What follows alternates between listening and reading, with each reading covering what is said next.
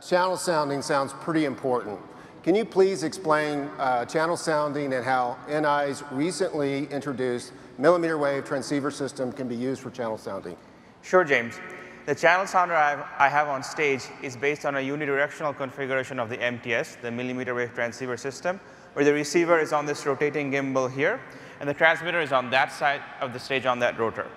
So for this demo, we're going to measure the channel characteristics at 73.5 gigahertz live on stage.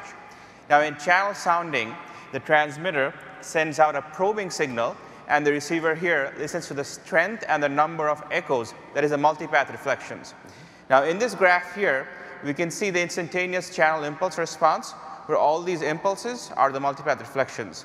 We can also observe the channel's flatness and frequency response, as well as measure the flight time in nanoseconds from the transmitter to receiver.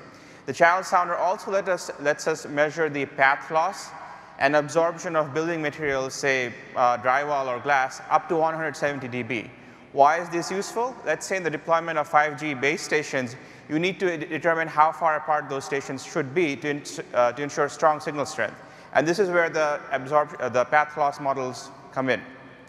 As Arun mentioned, channel models are very important in 5G in the 28 gigahertz and higher millimeter wave bands, and the channel sounding measurements are directly applied to build those models. Now, in this demo, as you can see this receiver rotating, for every 360-degree rotation of the receiver, the transmitter rotates 10 degrees.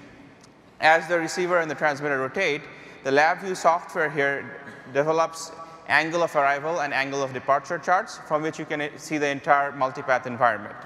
Now, this particular demo is showing a SISO, which means single input, single output configuration of the sounder, but the hardware and software is readily extended to a MIMO configuration, as in the AT&T case. So this has to be an NI week first. Channel sounding on the NI week stage at 73 gigahertz.